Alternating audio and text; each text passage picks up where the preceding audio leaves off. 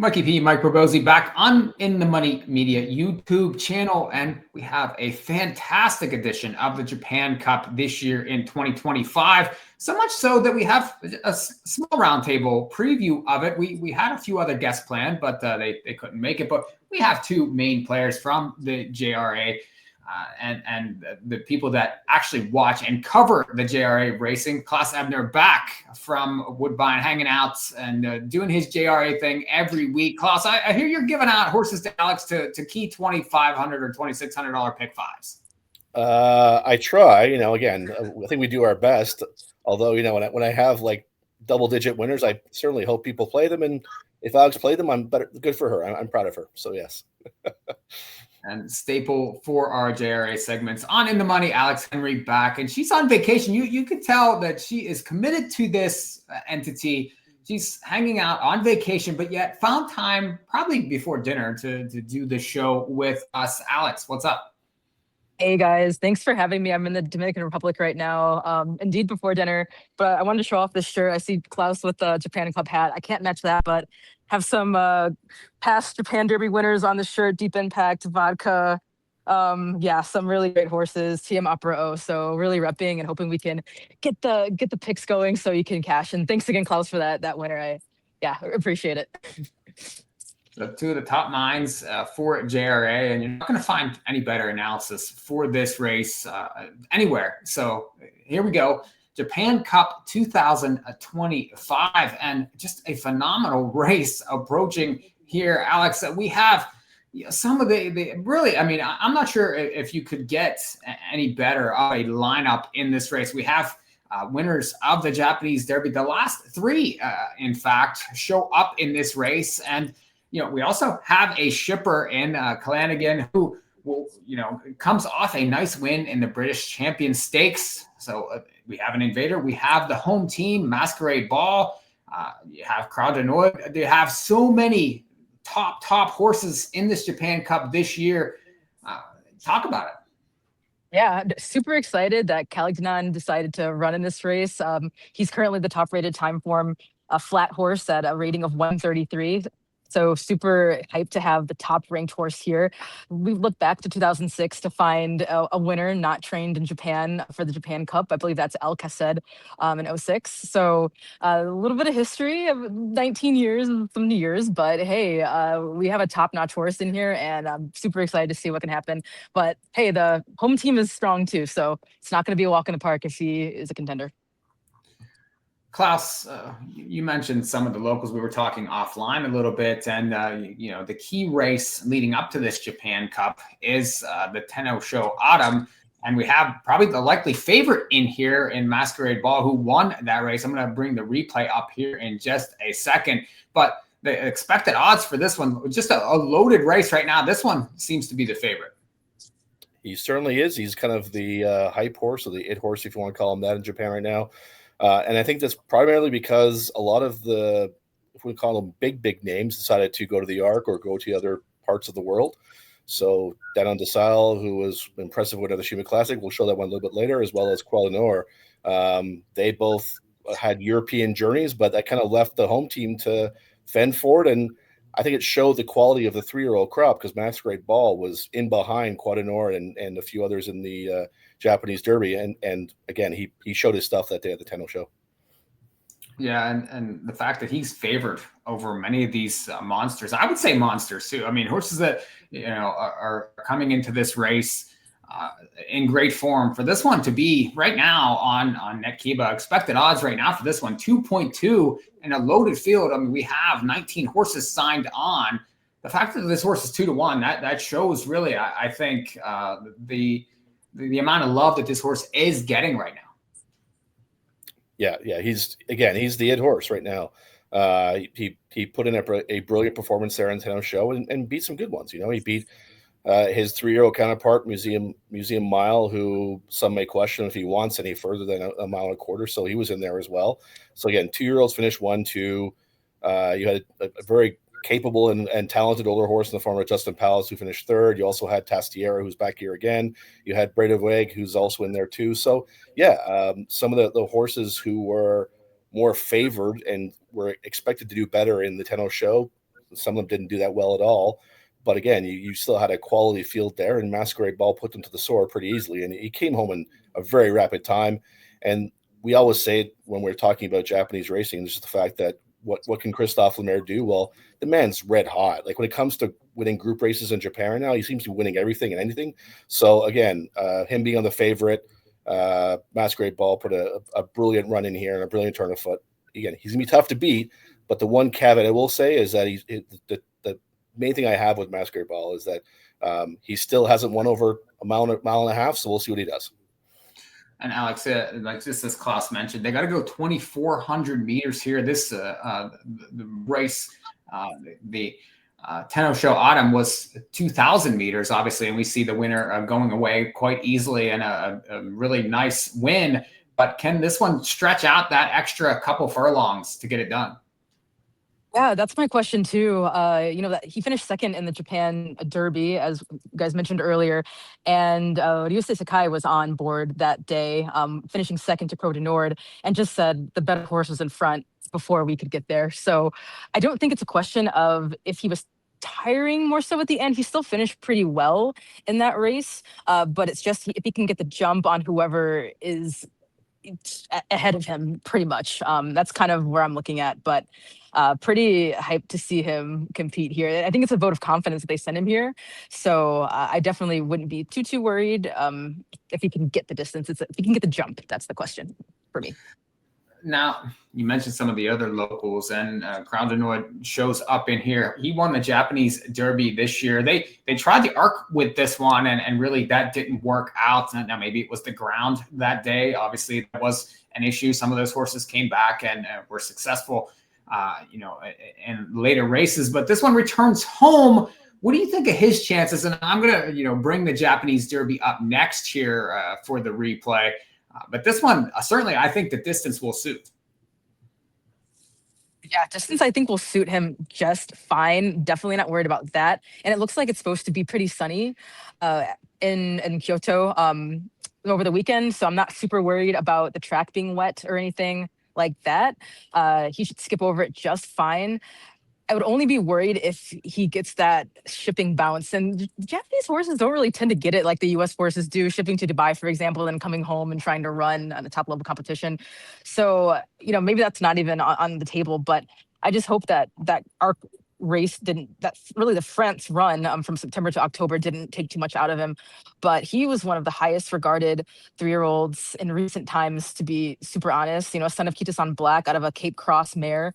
Excellent breeding there, a classic on both sides of the continents that his pedigree represents. So before that arc run, he had only lost once in the Satsuki Show over 2,000 meters. And even that was super close against Museum Mile. So he could be a generational talent. Who knows? He could be the next Deep Impact, even though he didn't win the Triple Crown. But I digress. And we'll see how he does. I'm super hyped to see him run. And Klaus, what's your thoughts on this one here? Obviously, he was successful versus some of his other rivals in here in that Japanese Derby. The distance that I mentioned probably will suit, but that trip to the Arc, that could be a tough thing to do, to come back in here to face such a tough field.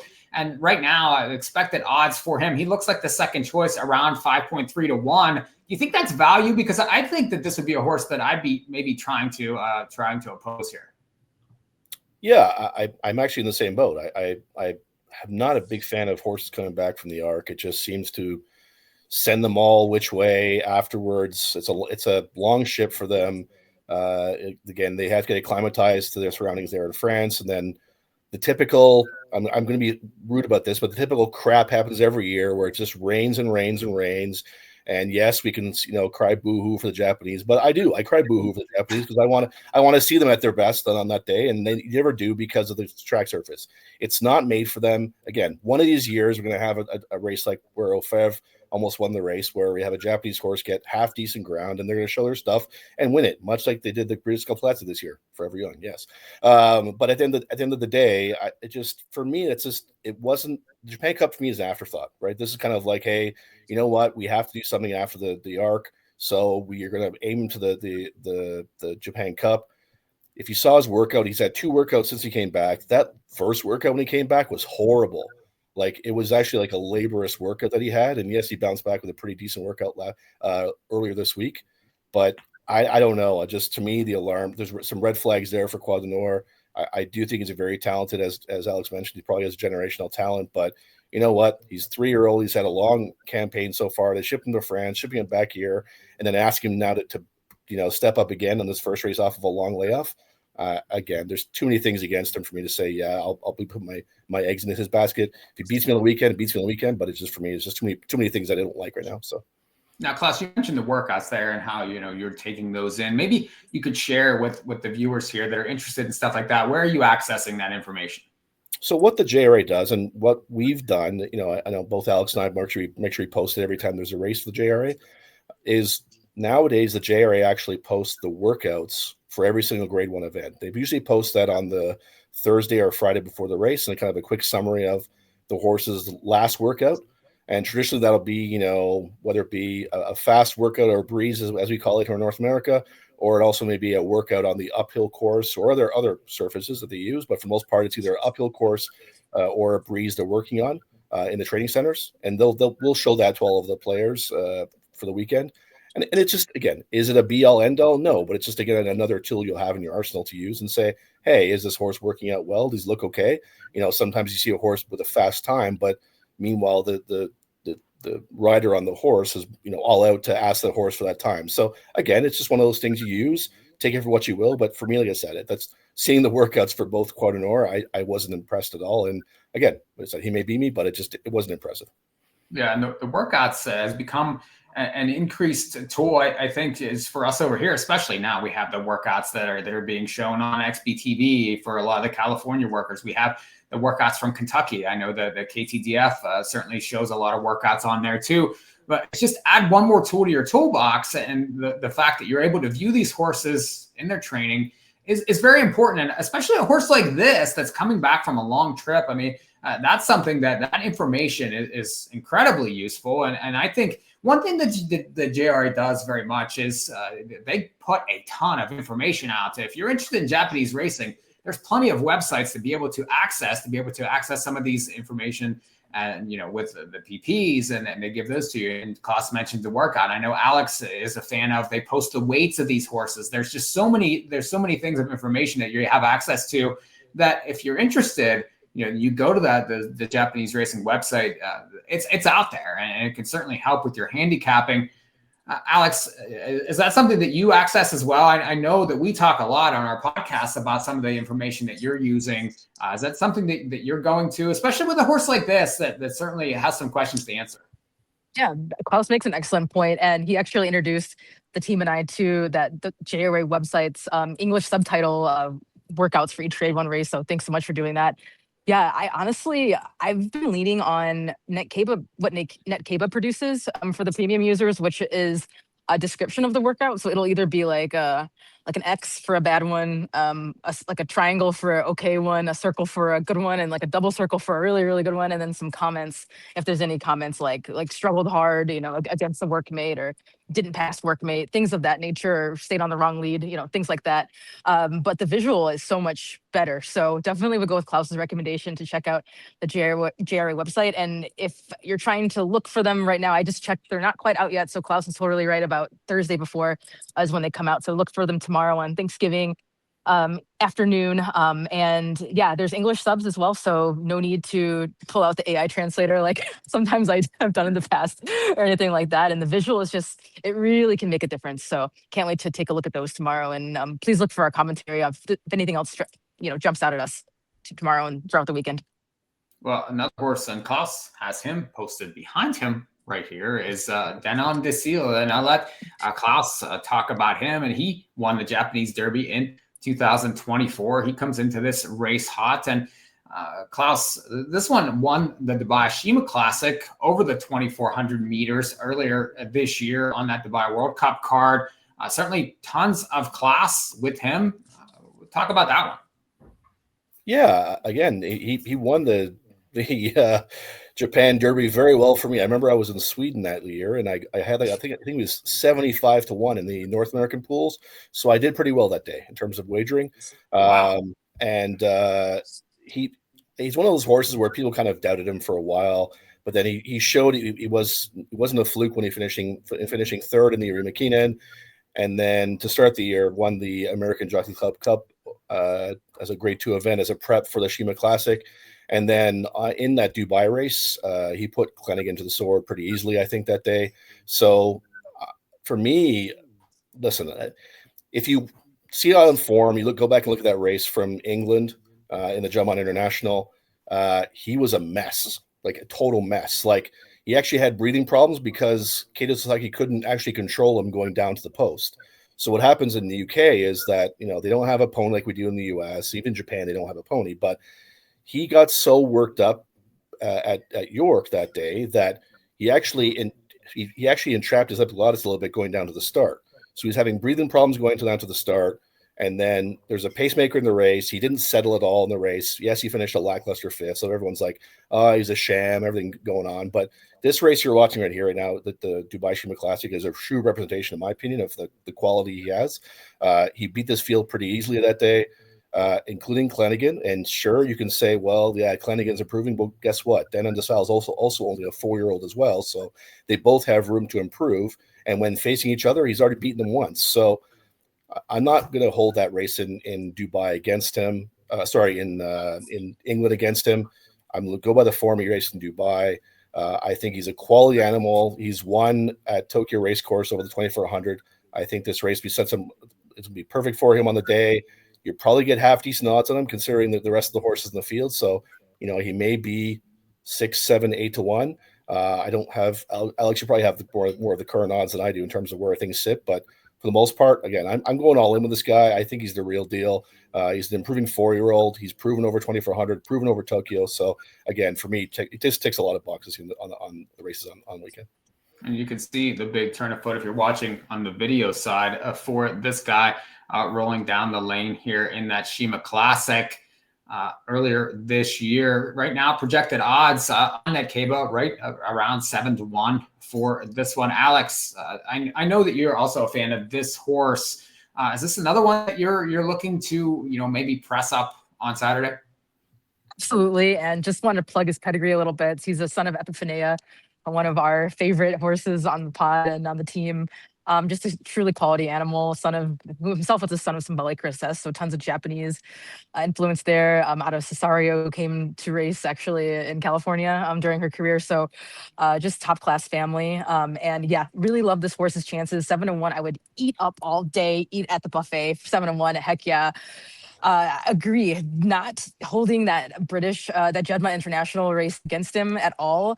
And think about it. I mean, yeah, there were 6 horses. He finished 5th of 6, but as Klaus said, he basically entrapped his epiglottis that day, the breathing problem. You try to run with something flapping against your throat, for 2 miles, right? So definitely that's a pure scratch off race. In terms of what he's done in the past in Japan, he's also won the American Jockey Cup, Club Cup in January 26th.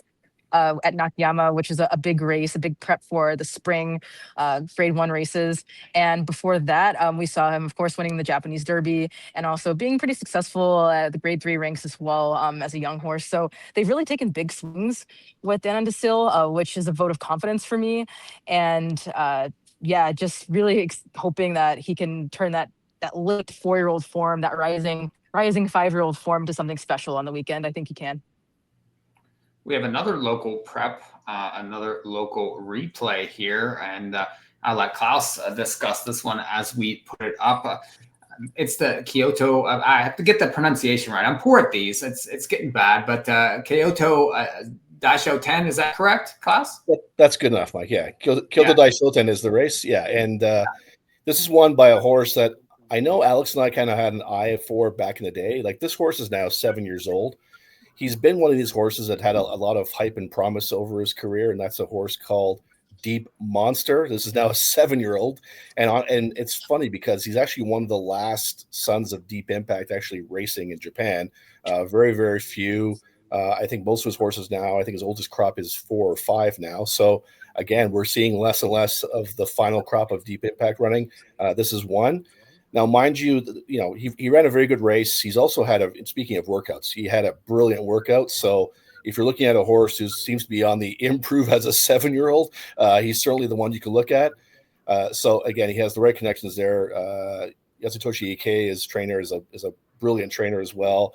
The one thing I will say in terms of a caveat for Deep Monster is the fact that he's raced decently at Tokyo, but he's won a lot of his big races or put in big efforts when he's run at Kyoto, which he did in that last race. So that was again, his two of his most recent wins have both been at Kyoto. So take that into account. Again, he has some half decent races at Tokyo race course as well, but again, I think he's won probably more for the back ends of exotics. But again, he's coming into the race in the right form. He'll be a long shot. And is he without a chance? No, I don't think he's without a chance. But I think he has a chance to make some noise here. But I think he's going to be still a step below the main contenders here. Expected odds on that one currently 51-1. So you're looking for prices. I mean, Klaus is giving out 75-1 shot Japanese Derby winners. So Alex, I know you like long shots also. Anything else out of this race that caught your eye? Yeah, I'm fully supporting of Deep Monster. As Klaus said, he's one of our favorites on the pod. I always support a son of Deep Impact. He's still intact. So there's hope for him to have a stallion career if he were to be successful in this race. So really hoping that for him to further the Deep Impact line more than it's already been done. But yeah, I know it's just some commentary from the fans from Netgeba. They have that bulletin board that people can post in Japanese. So translated a couple comments, and the one that really stuck with me from a couple hours ago is someone said, "Now is the time for fulfillment. Do not let us down." And so there's a huge backing behind him, as a 7-year-old, to see if he can get one last good finish. And even if he finishes top 3, I'll still be really proud, or top 5. I just want everyone to come home safe. So it'd be really erupting stands if he could produce a win here. I'd be rooting for him. Yeah, you could see him come through on the inside to win there on that replay. But let's get to the shipper now, and we'll get the horse that certainly has plenty of form, was just crowned Horse of the Year at the Cartier Racing Awards in England. It's Calandigan, 3-time Grade 1 winner, ships in, and shippers, Klaus, don't really do all that well in this race. Certainly, and we were talking offline, and you said it's difficult, no matter how much class they have, to show up in their backyard. And I think that they're looking at HKIR for this one also. Yeah, again, because the fact he's a gelding has really helped him. So obviously he's a 4-year-old as well, as you mentioned earlier with that Shima Classic race. A world of talent and class, and I think obviously he belongs, being the one of the best horses in the world. But again, like I said, and you just mentioned it for me, Mike, is the fact that he's got to ship to Japan and face these guys in their backyard. Little home cooking never hurt anybody. So I think that, again, he is a very, very talented animal. He has the right connections there, trained by Francois-Henri Graffard, who's probably one of the best trainers in the world right now. He's done nothing wrong in France. Mikel Barcelona's a world-class rider as well. So again, the fact that they've pointed him to this race after the Champion Stakes is key for me as well. They were looking for a course with fast ground. They're thinking about Breeders' Cup. That came too close to the Champion Stakes, so they have shipped him here. All reports are saying that he shipped very well and he settled in nicely. And the connection said if he's kept form, the same form that he had in France. So yes, out of all the shippers we've seen so far in Japan, I think he's got a big shot. But I just think that he'll still find a few of the Japanese locals a little bit more too difficult for him on the day. Alex, that race that he comes out of, that British champion, that was a loaded field also, and he won that race very well. He's hot right now. The fact that they hit the road here for these late season Grade 1 events are very interesting. Right now, if you're interested in this horse, expected odds currently 7.3-1, so around the 4th choice. Any interest in using this one on tickets? Yeah, for my horizontal wagers, for sure, he's a must-use. I think he's the best we've seen since Augusta Rodin, who came in a couple years ago. But I look to who was behind him during the Champion Stakes, who was Ombudsman, was very well-regarded horse that throughout the European campaign this year in 2025. In fact, I think it was between Ombudsman and Caligdanon who would win, who would get that final notch for the Cartier Horse of the Year. But obviously with the Champion Stakes win, it was Kalagdanan. Before that, he won the King George, the sixth Queen Elizabeth Stakes at Ascot in July. And he must be breathing fire right now for them to think a Japan Cup and then possibly Hong Kong Vase or Hong Kong Cup in the first week of at the end of the first week of December in Hong Kong. So, one thing I will note that I don't think Augusta Rodin had on his form is that Kalagdanan did finish, we've already mentioned Dinan de Seal finished first ahead of him in the Dubai Shima Classic, but that's lightning fast ground there at Meydan. So at least we know he can handle the really rattling, like hard turf. It won't bother him. Whereas some of the other European shippers of the last several years may have preferred a touch of rain and such a softness in the ground, but we know he can handle it. And if he's right, he should at least be right there. And if you're thinking of vertical wagers, trifectas, keying him perhaps in second or third, because he'll be coming. He doesn't really throw in a bad race. In fact, I don't think he's finished worse than second in the last 2 years. So you at least can count him for a top 3 finish, hopefully. Fantastic rendition of this Japan Cup. It's Saturday night from Tokyo Race Course, and it's the last race. It's the 12th race on the card, so it's the last race. Probably we'll finish up those late pick fives and late multi-leg wagers that you guys certainly love to play. You'll be giving out your picks on inthemoneypodcast.com. There's analysis there. I'm sure that you guys will be tweeting some tickets out also. Always good for that. Now I know that you've kind of leaned towards who you like for this race, but it's just final thoughts, just final analysis, Klaus. And, obviously the horse behind you will be a big push for you, but how are you going to play this Japan Cup? For the most part, it'll be all keyed around down on the Sile, kind of in the win spot as well as the top 3 spots. I won't leave out Masquerade Ball. I think he's the real deal, so I'll have those 2. But 2 other ones that I know we haven't really mentioned at all, and I think deserve a mention here, are going to be Tastiera and Shin Emperor. So Shin Emperor was the second place finisher in this race last year. We haven't seen him since he raced in Ireland, and disappointing 6th. Yahagi was, again, we know who Yahagi is now after he won the Breeders' Cup Classic. But again, he's the horse that finished second last year in the Japan Cup to Doduce, who was another super horse. I just think that for me, he's a sneaky horse in here. I'll have to look at the workouts for Shin Emperor. He's also a 4-year-old, a developing 4-year-old. So I think he's got a big shot in here, provided he's looking well in the workouts. So I'll probably include him. And Tastiera is certainly a horse that we spoke about before about Danon de Sale, but he's one for me that, I'm willing to throw that last race out in the Tenno Sho. I don't know what happened there. It didn't look right. But if you look back at his form before that, he won in Hong Kong in April. He was second in Tenno Sho last year. He won the Japan Derby in 2023. Damian Lane's aboard, so Damian Lane and him get along very well. So, again, I think he's a sneaky kind of horse for the back end of exotics. So I don't think Tastiera will win, but I think he'll probably be in the top 5. Current odds right now, Tastiera looking like around the 5th choice, around 13-1, and Shin Emperor certainly will be a long shot, 22-1, but part of the pace for sure. And you never know, sometimes they can get out there, dictate, get brave. Alex, how are you going to play this Japan Cup? Yeah, in addition to the horses that we already mentioned, I also wanted to plug rising, or now 4-year-old, rising 5-year-old Admire Terra. He's coming off of 4th place in the Kyoto Daishoten that we showed earlier. But he, before that, had 2 back-to-back wins in the Maguro Kanen and then the Osaka Hamburg Cup this spring. So he looks to be one that could be maturing and rounding into some nice form. His speed figures are right there. And he's given no indication. So the Maguro Kanen that he won in June was over 2,500 meters at Tokyo. So he's given no indication that this configuration or course will give him any trouble. And he's definitely a decently smart price in the teens, I believe. So would look at him. And then also just for kicks, I would throw in Justin Palace on the ticket. He's just one of those that he's a Tenno Sho spring winner of 2023. That's the last win he has recorded. But as of late, he's shown some interest that he hasn't shown in the last year as a 6-year-old. He finished 3rd in the Tenno Sho autumn on the November 2nd, and then finished 3rd in the Takarazuka Kinen in June this year. So even though he's an old guy, we don't count those guys out. So he's also a son of Deep Impact. Definitely wouldn't want to forget about him on the tickets. In addition to the one I'm spreading here, guys, I will definitely try to do better earlier in the card to find some singles or some double ups, as I like to call them. But it's going to be a really cool race. I'm super hyped. Yeah, fantastic edition of this Japan Cup for sure. Plenty of possibilities. And of course, stay tuned, like I mentioned, in the moneypodcast.com for those picks from Klaus, from Toshi, from Alex.